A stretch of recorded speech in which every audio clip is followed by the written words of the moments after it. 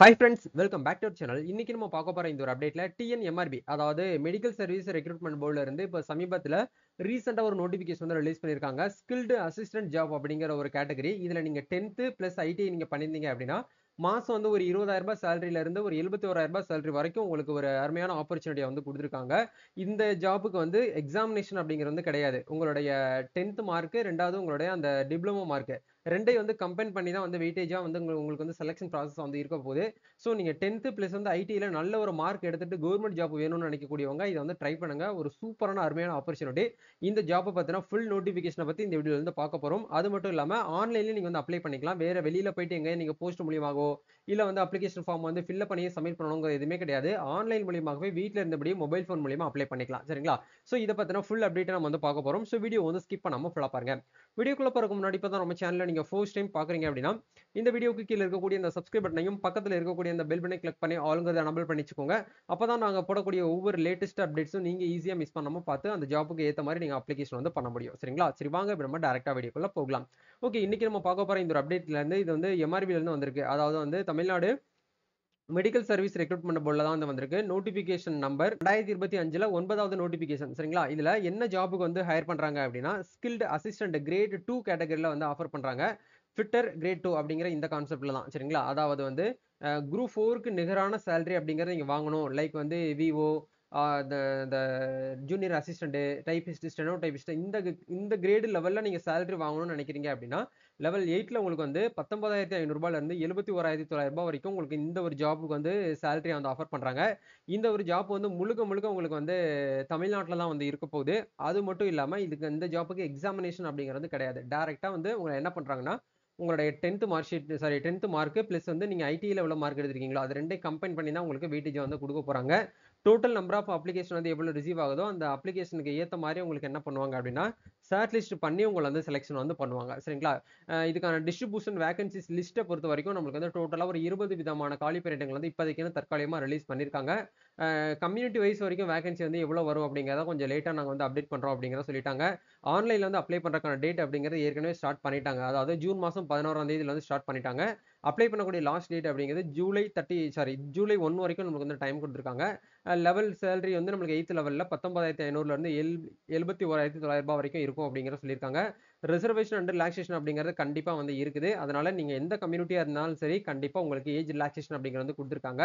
Minimum age limit வந்து யாரெல்லாம் apply பண்ணலாம் அப்படின்னா 1/7/2025 இந்த டேட் படி உங்களோட ஏஜ் அப்படிங்கிறது 18 வயசு வந்து பூர்த்தி அடைந்தவர்கள் அப்ளை பண்ணலாம். மினிமம் வந்து 18 வயசு, மேக்ஸிமம் அப்படிங்கறது நீங்க ஓசி கேட்டகரியில வாரீங்க அப்படின்னா உங்களுக்கு அதுக்கு தனியா வந்து கொடுத்துருக்காங்க. அதே மாதிரி வந்து மேக்ஸிமம் ஏஜ் லிமிட்ல வந்து எஸ்சி, எஸ்டி, எம்பிசி, டிஎன்சி இவங்க எல்லாருக்குமே வந்து மேக்ஸிமம் ஏஜ் லிமிட் அப்படிங்கிறது வந்து தனித்தனியா வந்து டிஃபர் ஆகுது. சரிங்களா? ஃபார் ஆல் கேண்டிடேட்ஸ்க்கு வந்து நோ மேக்ஸிமம் ஏஜ் அப்படிங்கிறது வந்து கொடுத்துருக்காங்க. ஓசி கேட்டகரிக்கு மட்டும் வந்து 32 அப்படிங்கிறது இருக்குது. அதே மாதிரி டிஃபரெண்ட்லி ஏபிள்டு கேட்டகரியில எஸ்சி, எம்பிசி, டிஎன்சி இவங்க எல்லாருக்குமே இந்த no maximum age limit.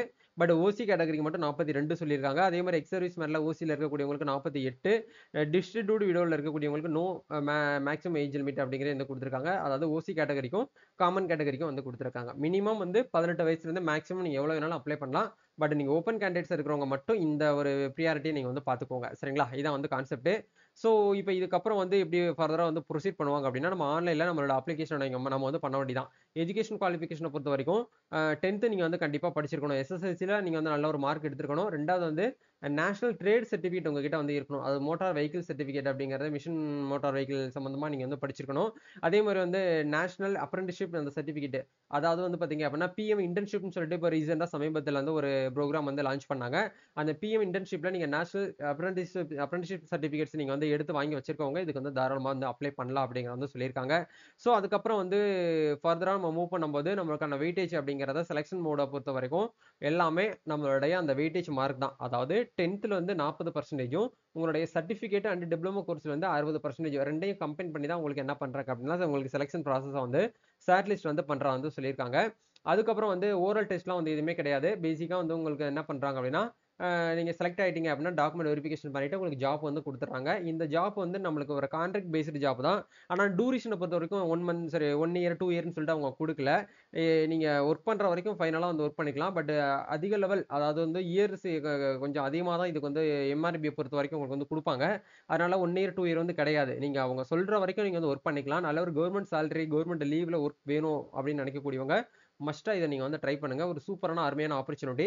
Application ஃபீஸ பொறுத்தவரைக்கும் எஸ்சி, எஸ்சிஏ, எஸ்டி, பிஏபி, டிஇடிடபிள்யூ இவங்களுக்கு வந்து பார்த்தீங்க அப்படின்னா ரூ. 300யும் மீதி இருக்கக்கூடியவங்க எல்லாருக்குமே வந்து ரூ. 600 வந்து சொல்லியிருக்காங்க. நீங்க ஆன்லைன்ல தான் அப்ளிகேஷன் ஃபீஸ் வந்து பேமெண்ட் பண்ணுவீங்க.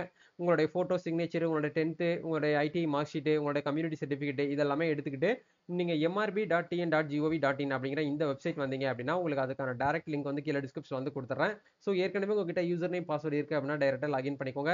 பட் உங்களுக்கு லாகின் ஐடி வந்து இல்ல அப்படின்னா நீங்க டைரக்ட்டா ரிஜிஸ்ட்ரேஷன் கேண்டிடேட்ஸ் அப்படிங்கிற இந்த டாப கிளிக் பண்ணி நீங்க என்ன பண்ணுங்க இத ரிஜிஸ்டர் நவ் அப்படிங்கிற இந்த ஆப்ஷன் கிளிக் பண்ணீங்க அப்படின்னா அவங்க கேட்கக்கூடிய பேசிக் டீடைல்ஸ் எல்லாமே நீங்க வந்து கேட்டு டிக்ளேர் பண்ணிட்டு நீங்க என்ன பண்ணுங்க அப்படின்னா ஒரு அக்கௌண்ட் வந்து கிரியேட் பண்ணிருங்க. அக்கௌண்ட்ஸ் ஒன்ஸ் வந்து நீங்க வந்து கிரியேட் பண்ணதுக்கு அப்புறம் நீங்க தாராளமாக வந்து அப்ளை வந்து பண்ணிக்கிற முடியும். இதுதான் வந்து பார்த்தீங்கன்னா கான்செப்ட். ஸோ வேற ஏதாவது உங்களுக்கு வந்து டீடைல்ஸ் வந்து தேவைப்படுது அப்படின்னா கமெண்ட் பண்ணுங்க.